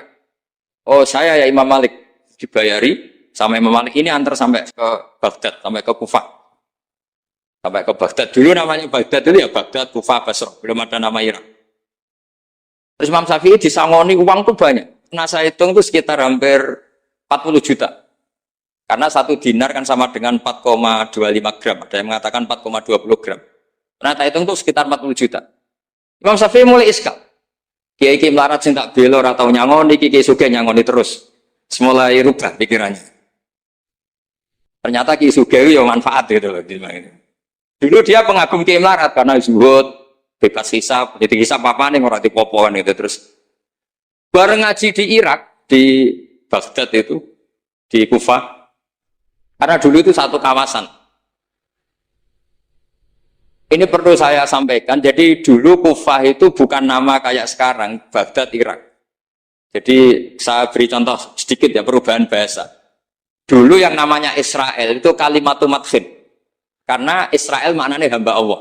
Sehingga ada ayat wa anni faddaltukum alal alamin, Bani Israel. Sekarang enggak, Israel sekarang itu nama nation, sebuah negara. Di situ ada Zionis, ada turunan Eropa, turunan Amerika yang jahatnya minta ampun sama Palestina. Sehingga Israel yang ini bukan wa anni faddaltukum alal alamin. Jadi itu perubahan bahasa. Dulu yang namanya makruh itu faqal haram. Itu yang disebut Allah walakin Allah habbaba ilaikumul iman wa zayyanahu fi qulubikum wa karraha ilaikumul kufra wal fusuqa wal isyan. Jadi kalau dulu Imam Syafi'i ngendikan akrahu kadza, maknanya uharrimu kadza asyaddat tahrim. Karena akrahu maknanya itu faqal haram. Tapi sekarang di definisi fikih makruh itu dunal haram, kayak rokok itu namanya. Jadi kalau bahasa dulu kamu maknani sekarang, kafir itu makruh. Kalau bahasa dulu. Dia hukumnya kafir, makruh. Hukumnya syirik, makruh. Karena maknanya makruh itu dibenci. Tapi tahu-tahu ada istilah modern, makruh itu dunal haram. Sesuatu di bawah haram namanya apa? Itu kamu nggak boleh terjebak bahasa itu. Dulu namanya Kufah itu satu entitas. Sehingga Ibnu Abbas pernah nasihati Said Husain, Al-Kufah la tafi. Wong Kufah itu atau jujur. Karbala juga gitu, dulu satu entitas. Makanya Said Husain ngintikan ini daerah mana? Karbala, ini Karobun Babalaun. Nah sekarang terjadi satu nama. Dulu Mesir itu gubernuran dipimpin Sayyidina Umar dari Medina. Mesir itu provinsi, Syria juga apa? Provinsi, semuanya provinsi. Sekarang jadi negara. Saya teruskan. Ketika ngaji di Muhammad bin Hasan Asy-Syaibani, itu pas beliau di ruang tamu, itu ngitung lantaan emas. Jadi emas itu lantaan banyak. Dari satu peti dipindah ke peti lain. Terus sekarang mungkin kiai ngitung dolar. Dolarnya banyak. Jadi kesunatan kiai kalau ngitung uang itu saya di ruang tamu. Kalau ada santrinya. Ben santri ini raka pikiran nyalami template. Gara-gara kiai ini duwe akeh bebem melarat itu udah tak kepikiran santri ini nyangoni kan. Itu Muhammad bin Hasan Asy-Syaibani kalau ngitung uang itu di ruang tamu. Banyak lagi emas lantaan. Imam Syafi'i tambah iskal. Ini kiai malah Imam Malik wis anggap kedunya iki malah. Tapi setelah Imam Syafi'i iskal, Imam Muhammad bin Hasan Asy-Syaibani itu ajib min hadhi, maksudnya min hadhil waqi'ah. Kamu kaget dengan peristiwa ini? Iya, kamu kiai kaya raya. Kata Imam Muhammad bin Hasan Asy-Syaibani, harta ini milik saya, miliknya orang soleh, miliknya orang alim. Nak kowe ra seneng wong alim sugih tak kekne wong-wong nakal. Ben tinggo nglonte, tinggo demenan, tinggo macam-macam. Ampun, sing sugih tiyang saleh mawon. Lah semenjak iku Imam Syafi'i terus keterusan. Wong saleh wajib sugih. Al Islam ya'lu wa la yula alaih. Wong Islam kelar tuku Innova tuku keri haram. Wis keterusan. Jadi itu dulu panjang Imam Syafi'i rubah. Masyhur itu di fikih. Orang Islam kuat beli kuda, beli khimar haram. Mergo Al Islam ya'lu wa la yalah.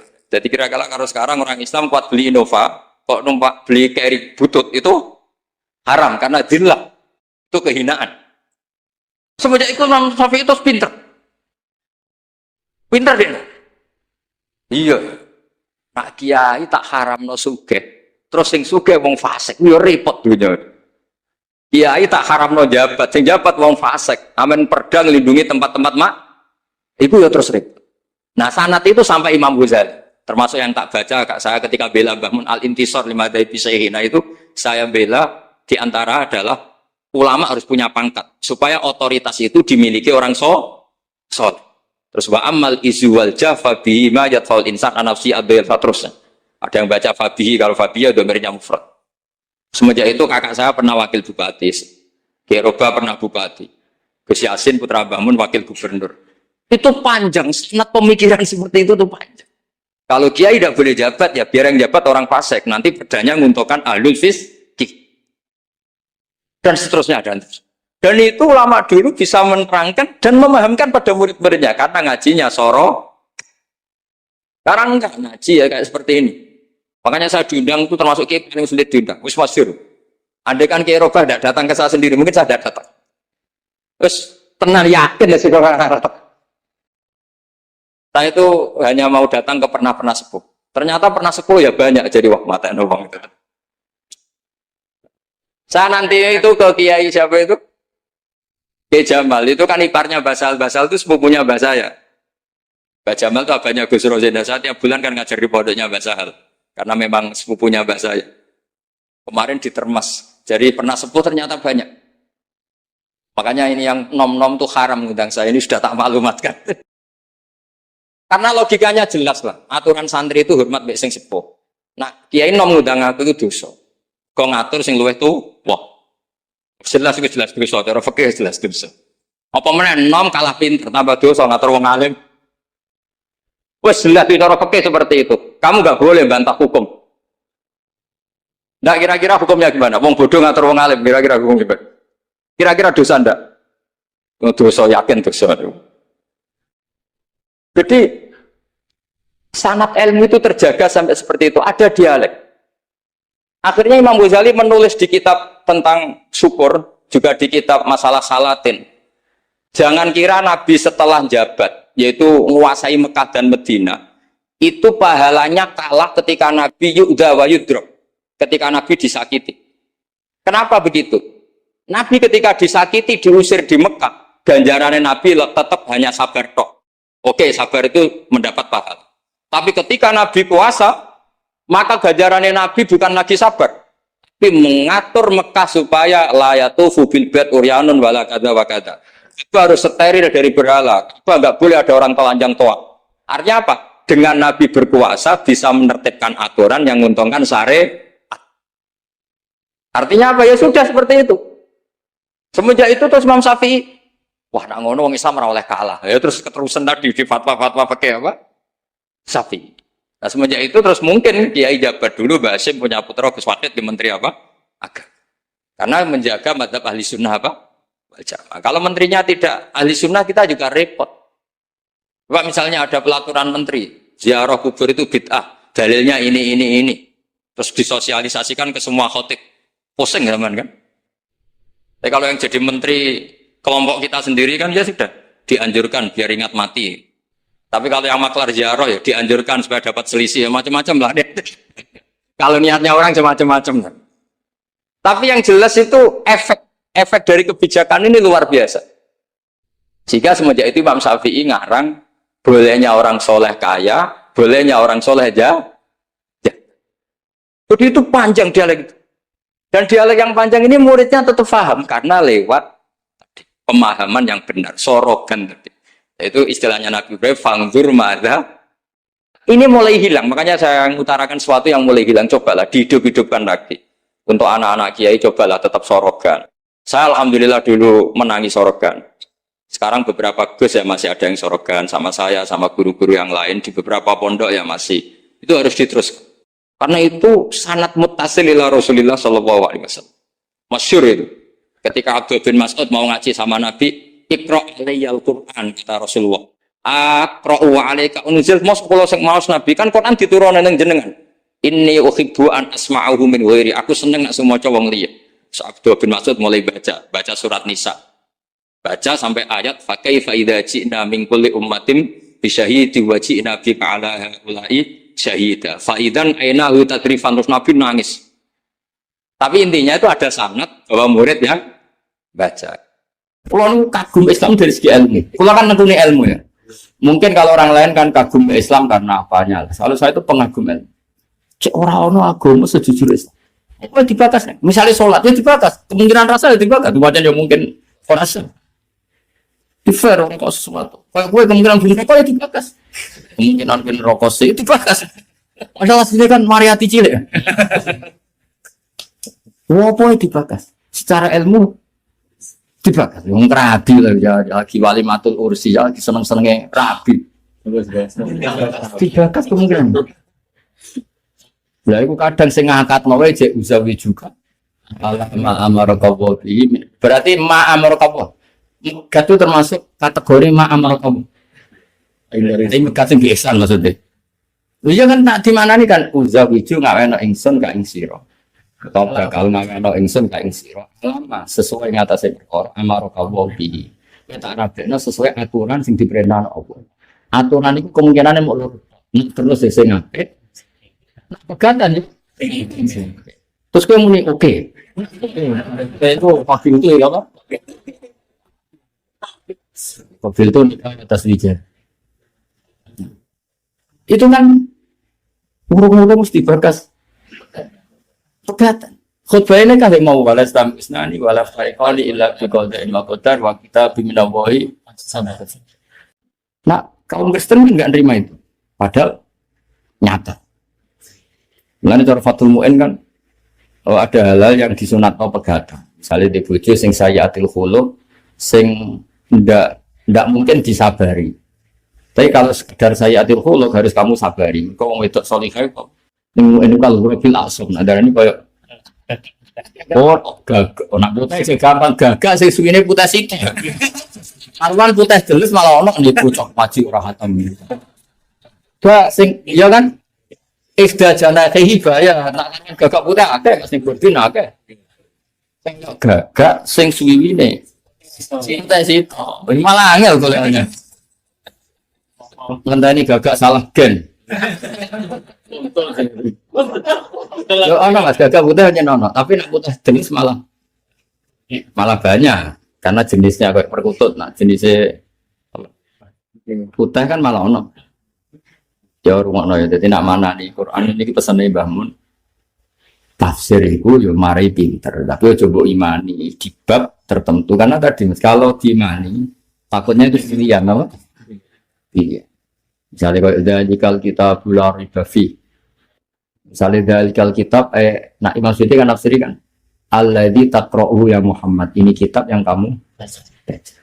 Ya, tentu ada ulama yang mengatakan yang ditulis karena kitab itu identik dengan maktub ditulis. Mesti orang ulama darah ini kitab yang sudah ditulis di Lauh Mahfuz yang saya wahyukan ke kamu. Tapi dari Imam Suyuti nak bantah, lalu artinya tak diwahyukan nak rata ulang rata wajib. Terus dari sing sitok lalu artinya kayak moco nak sesuai sing ditulis di Lauh Mahfuz. Bantah-bantahan rono bareng. Sing enak sing goblok Mas moco. Sing bingung kan apa-apaan. Ayo saja saya ilmu takin ya tak waris jadi wong alim tafsir.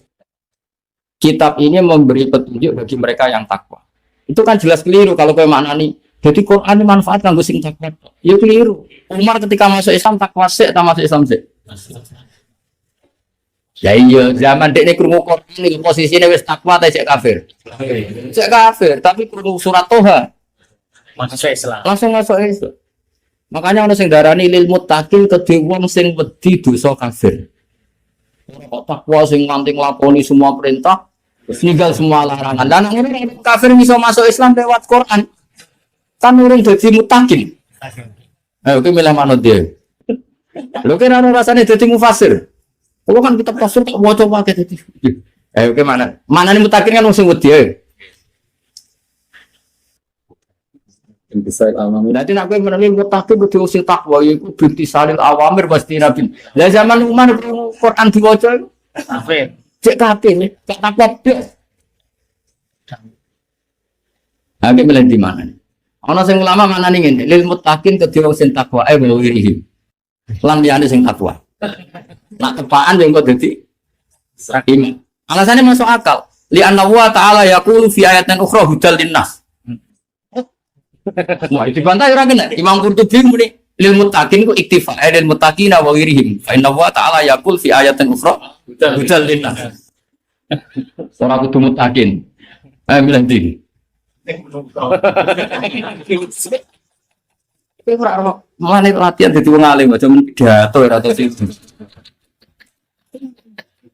Lah nang nuruti dhewe ayat dhewe mutakin yo. Lah Imam Suyuti milih mutakin wong sing nglakoni perintah ning mergo di annahum al-muntafiquna biya karena mereka sing ngalap. Tapi sejarah membuktikan banyak orang yang masih kafir dengar Quran menjadi Islam. Masyhur Sayyidina Umar kan ketika mendengar surat apa? Toha asli maksudnya toha. Jadi toha apa itu? Ini surat toha itu tenang. Jadi itu dilurus no. Nah, kesulitan mufasir di situ. Saya secara nurani senang Imam Qurtubi karena lil muttaqin cara beliau hada min batil iktifa ay lil muttaqin wa ghairihim. Kayak sarabila taqikumul harqa ewal barda. Iktifa. Alasannya karena Allah dahulu di ayat lain hudal linnas. Nah, karena muttaqin itu spesial, ya sudah disebut muttaqin. Kayak aku lah misalnya mending ini. Kang iki kopi jajan kang Gus Afif Ki Mansur. Itu penyebutan itu mesti karena yang dikenal. Tapi misalnya di daerah yang lain aku ya senang. Jenenge wong wis niat ngamal, ya dimakan siapa saja senang. Karena menyebut itu hanya karena kebetulan yang dikenal. Makanya iktifa.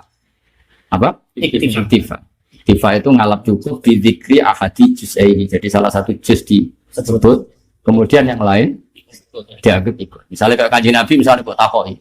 Kanjeng Nabi kalau nak sholat ku piye? Ya sementing pakaianmu suci. Mesti ngendikannya hanya gitu, di semua hadis hanya gitu. Padahal syaratnya juga tempat yang dipakai sholat suci. Dan terus misalnya kayak berdasar dari Nabi sementing pakaiannya suci, ini kelihatan Allah sholatnya. Ya syarat ledul, mulai ku ya perlu diobat nulis. Ini cakap ngono, ini jenenge apa? Syarat. Dong. Ya, jadi hudal lil muttaqin. Kayak misalnya Nabi zaman delok ning hadis-hadis kan misalnya normalnya kan sholat, yang penting pakaiannya. Kiai kita kalau didik kan, sholat piye, yang penting aku pakaian. Terus kowe sholat ning kelihatan. Kan Kiai hanya bilang pakaian suci. Kalau tempat nggak dibicarakan. Sangat torek. Butuh obat. Ya itu jenenge ning balaghah disebut apa? Iktifa. Iktifa itu menyebut salah satu juz yang juz lainnya diikut. Kalau baju yang dikenakan harus suci, ya berarti yang dipakai sholat juga harus. Siapa pinter? Nuwal di ngekekno apa kekuasaan ingsun minal wilayah di sang wilayah. Badal zalimin yang sebagian wong sing dolim, badan sebagian yo ya Allah batin bima kelan perkara kang nasuwake yak siku nang lakoni sumake minal maasi sing berapa komersial. Ya mangsarul jinni. Aku mana wong iki jelas wonten hadise, ora waca hadise. Yang takim wa minaz zalim bidzalik. Jadi kalau menyiksa orang zalim biasanya dengan cara melibatkan orang zalim itu. Tapi sumayan takimu min kilaihi, kemudian dua-duanya saling disiksa. Ya maksarul jinni kelompok jin wal istilan kelompok salam ya tiono tara teko kumi sira kabeh sapa rasulun utusan mikum sing sira kabeh. Amin majmuikum saking jenis kelompok sira kabeh badiku. Tegese sebagian sira kabeh asodiki kang beneri bil insiklan manusa. Au rasulul jinni utawa pira-pira utusan jin. Manane ngeten maksudnya. Alam ya'tikum rusulun minkum amin majmuikum ay ba'dikum asodet bil insi. Au rusulul jinni. Maksudnya Imam Suyuti kesulitannya kalau sekali mukadimah. Rasul sing saking Allah langsung itu ada enggak yang dari kelompok jin? Kan keyakinan ahli sunnah tidak ada yang dari kelompok jin. Kalau ada Rasul yang ke jin itu pasti Rasul yang dari manusia. Tapi dari ayat ini koyo-koyo dari jin juga punya kelompok Rasul. Paham ya? Makanya mau tidak mau harus ditafsirkan majmu'ikum apa? Emang mana ya? Keyakinan ahli sunnah kan nggak ada jin yang diangkat jadi Rasul. Tapi dari ayat ini kan wahai kelompok jin dan manusia, bukankah kalian telah datang Rusul kalian masing-masing. Berarti seakan-akan kan kelompok jin punya rasul dari jin, kelompok manusia punya rasul. Nah selama ini yang diyakini ahli sunnah mungkin bahkan semua umat Islam, bahkan kelompok jin pun zaman Nabi kan rasulnya hanya Nabi Muhammad Sallallahu Alaihi Wasallam. Tidak ada rasul yang dari kelompok jin. Paham ya? Yang mengenai ngaji bolak-balik ya ngaji, angel terang. Berarti mana nih min mas'ul asal itu.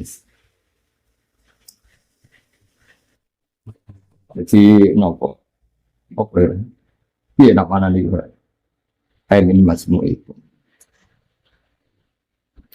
Majmu itu, ini kalau wajah ya, kalau beri sekian perbandingan, sing dipakai dalil itu, ya khruju marjal bahraini, yaltaqiyani bainahuma. Ayat terus-terusan ayat pokoknya ya khruju min humal lu'lu'u wal marjan. Jadi ya khruju iso metu min huma saking loro-lorone apa saking keceluk loro-lorone. Sing bener keceluk loro-lorone mergo sing mengeluarkan al-lu'lu'u wal marjan niku laut atau laut asin. Paham ya? Ora kok apa? Sungai. Ya kan marjal bahraini dua mata air yaitu air tawar dan air asin itu bertemu bainahuma barzakhul, terus ada membran, ada pemisah yang tidak saling bercampur.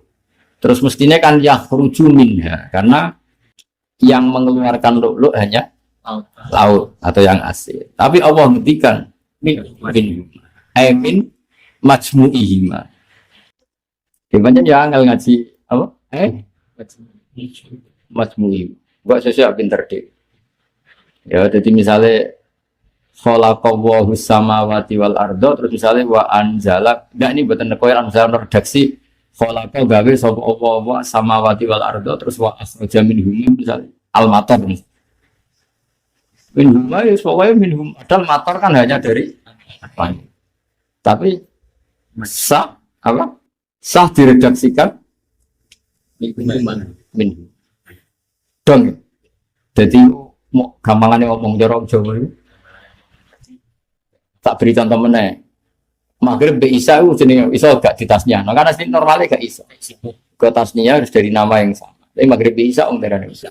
Maghriben atau Isa'en. As-Samsu wal Qamar. Kemarin malam. Menang Qamar Mas niku di tasnya. Maghrib be Isa menang. Isa'en pagi.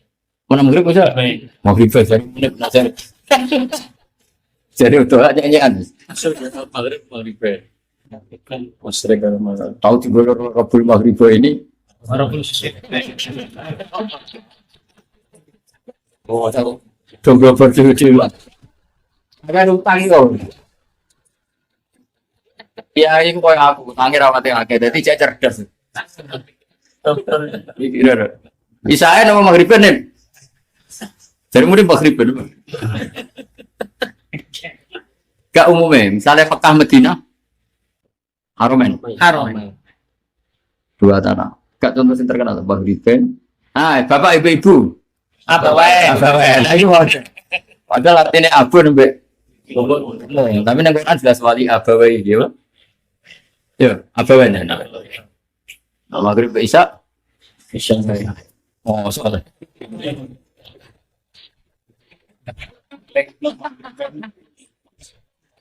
Wadwal durian berarti terus.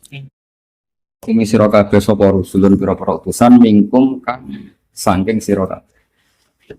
Min majmu'ikum tegese saking sekumpulan sira kabeh. Aibak diku. Tegese sebagian sira kabeh as-sadiqi kang beneri bikin siklan manusa. Au rusulul jinni utawa utahi maknane teka rusulul jin iku nuzuru.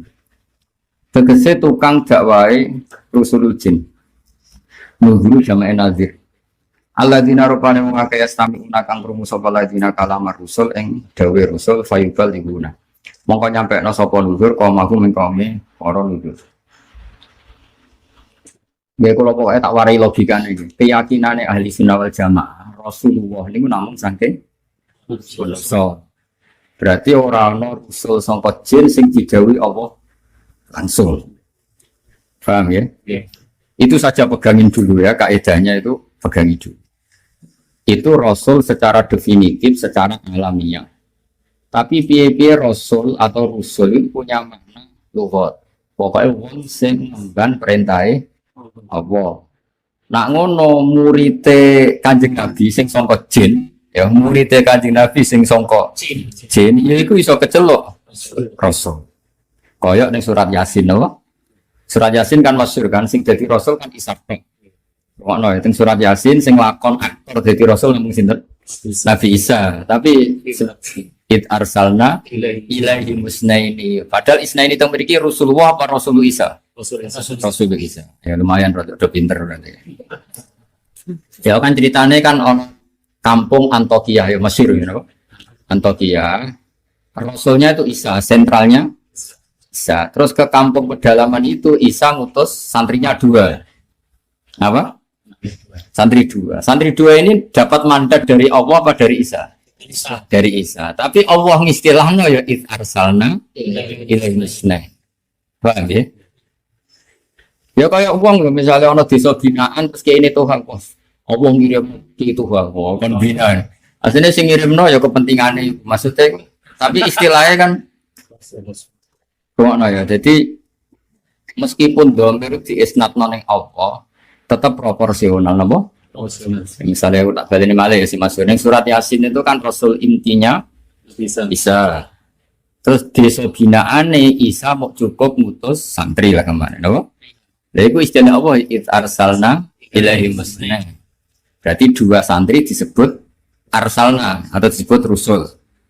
Terus fa'azzazna bisa disin faqalu inna ilaikum mursaluna min jihati lughat. Mergo diutus Nabi Isa sing utusane Nabi Isa ya minangka utusane Allah. Tapi tidak rasul definitif, artinya wong iki untuk wahyu langsung sangka. Dong ya. Nah, rusulul jinni wis ngene iku maknane napa? Rusulul jinni adalah jin-jin yang pernah ngaji Kanjeng Nabi, yaitu sing disebut ning napa surat jin. Sakjane surat jin mung sithik Mas, paling akeh malah ning akhir surat apa? Wa sarafna ilaika nafarum minal jinni yastamuna al-ahqaf. Ya. Blogger to apa akan pidato. Apa gimana? Malah nak sing surat jin itu udah mati banyak bakas tentang jin nasibin. Macane nasib ya. Tapi wong Jawa nak baca nasibin. Tak delok ning kampus iku macane nasib wong Irak. Jin kok Irak. Mulane geron jin Aladin jare kok Baghdad. Jadi ketuane jin kan jare kok Baghdad. Nak cara kene Gunung Kawi ya. La ya wa id sarafna ilaika nafarum minal jinni yastami'una al-Qur'an falamma hadaruhu qalu terusno siapa terus falam Arwan muni pra atau apa ini terusno tak 1 juta nih 2 juta ya itu nanti ke Mansur ya Mas pura tambah meneh kita akhir wa id sarafna ilaika nafarum minal jinni yastami'una al-Qur'an falamma hadaruhu qalu ansitu falamma qudiya wallahu ila qaumihim munzirin qalu ya qaumana aslimna Qur'an. Ayo kan jelas wa id sarafna lan sumangsane nginggokno ingsun maksudnya menfokuskan ingsun apa kalau Ahqaf kan ya pokoknya akhir surat Ahqaf amanano ya ini bukti kalau teorinya Imam Suyuti benar yang dimaksud rusulul jin adalah nuzuruhum orang-orang jin atau makhluk orang juga orang-orang ya repot ngomong bantah meneh cocok kurang ajar wis tak sepuro kowe rong sepuro wis tak ora anu tak sepuro lan tetep dadi soli ora ana gunane iki sepuro misale kita sepuro aku dosane tetep akeh ora ana gunane sepuro kowe ora nyepuro ora yo wa id sarafna ilaika nafaram minal jinni yastami'una al-Qur'an falamma hadaruhu qalu ansitu terus falamma qudiya wallau ila qaumihim munzirin. Artinya ketika mereka ngaji bek Kanjeng Nabi khatam mereka pulang sebagai nazir. Apa? Nazir. Berarti mereka kan hakikate rasulullah no? Rasulullah. Karena yang dibawa adalah ainama hamalahun nabiyyu, kahanane barang sing diasto Kanjeng Nabi, bisa disebut Rasulullah. Ya sebenarnya kita ini sebenarnya kan bukan ulama langsung, bukan ulama Allah. Tapi misalnya Abu Bakar khalifatu Rasulillah. Berarti tabiin kan khalifatu Rasulillah. Terus tok kan wis khalifatu. Wis kabeh piro. Sana kita tok Kanjeng Nabi misalnya tak gawe rata-rata 3 lapis. Milik saya ada yang 42. Aku 42 sanate tohas kabeh piro. Iku cek asli. Cek telur. Waktu lu cek gawe kok. Lah itu kan tapi kan wong darani wah iki ulama e pangeran. Dene ora ya. Tukang pidato iku maksudnya. Ulama sing maca sawi iku jenenge ulama. Terkipir. Wajib tenanan Mas dijupuk sing gampang diterima publik ora ngajar. Ya nah ulama kan firm, ilmu angel koyo wong dibaca urut, lho koyo kula. Kula nu cara munggah gunung, tanjakan yo tak liwati, jurang yo tak liwati. Wis cocok ra cocok jeneng ulama. Mbale kok sing payu ndi. Nah gimana? Oleh agama kok dipilah-pilah iki.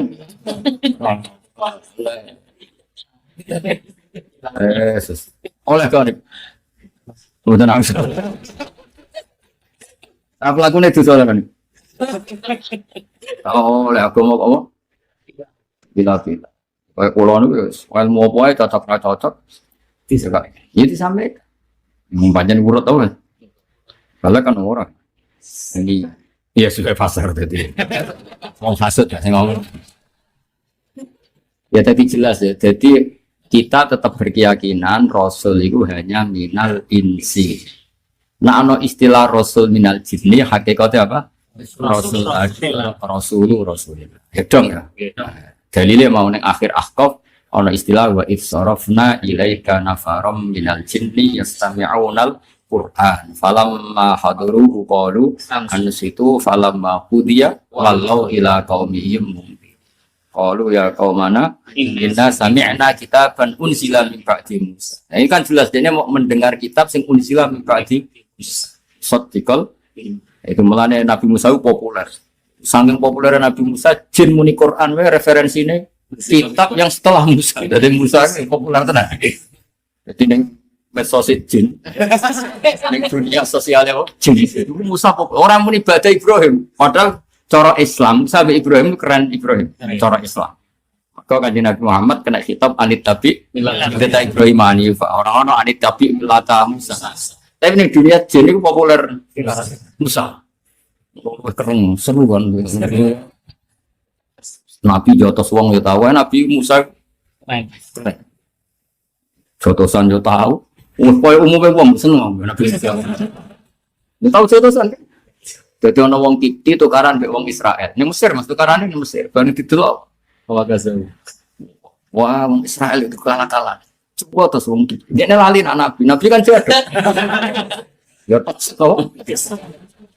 Saja nih jodoh sing Musa yang biasa, tapi kan bab Nabi. Tadi bahwa kazau Musa fakodo, malah nih dekne tetap raditong kotil. Mereka jodoh sing biasa.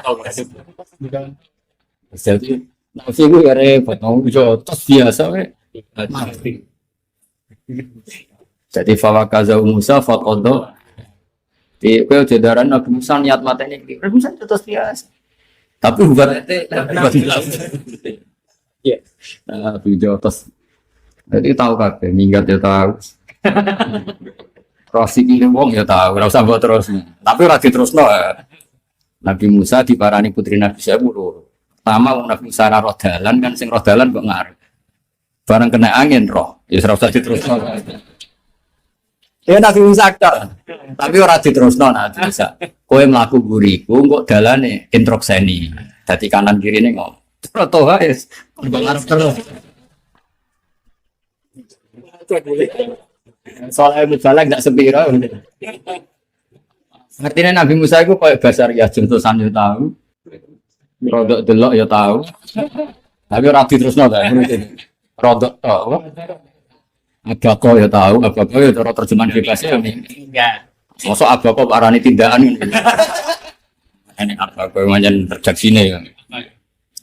Jadi mana terus populer karena apa ya? Dia ngalami kehidupan yang normal, apa? Normal. Nah, Nabi Ibrahim kan terlalu ideal ya karena ya memang dipilih sebagai Abul Anbiya, no? Dipilih sebagai apa? Abul Anbiya. Makanya nggak ada cerita Nabi Ibrahim jotos-jotosan, ngegeng. Nggak bisa. Dong dekne mari nih jotos-jotosan itu perkara ini kebodohan. Kan dekne bareng bela wong Israel, karena wong Israel ini kan provokator kan.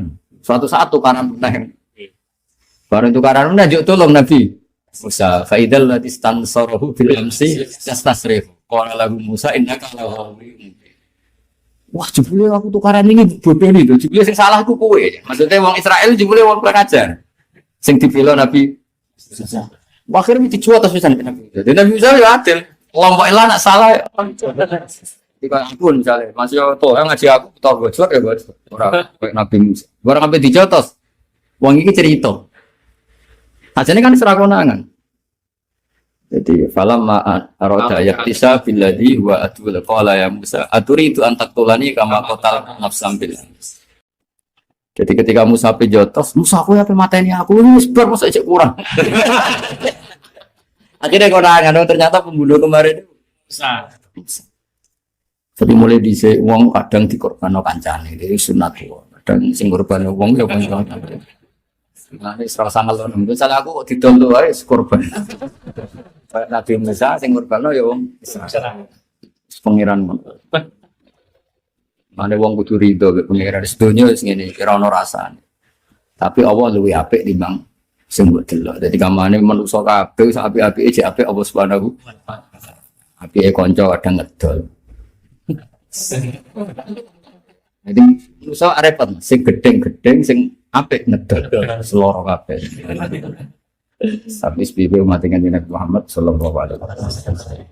Dikirakan gak delok kuene delok ketuane no. Kadang emang kan nek eling umat kanjeng Nabi. Sing regani kanjeng Nabi. Puannya. Andelok toa agama terus di ngono. Dhisik jenenge dakwah iku tak warai hae. Dakwah iku ning desa-desa wong dikeki dhuwit di iman. Ngekei dhisik wis terbentur atau ora usah mbok terus. Dhisik jenenge dakwah iki.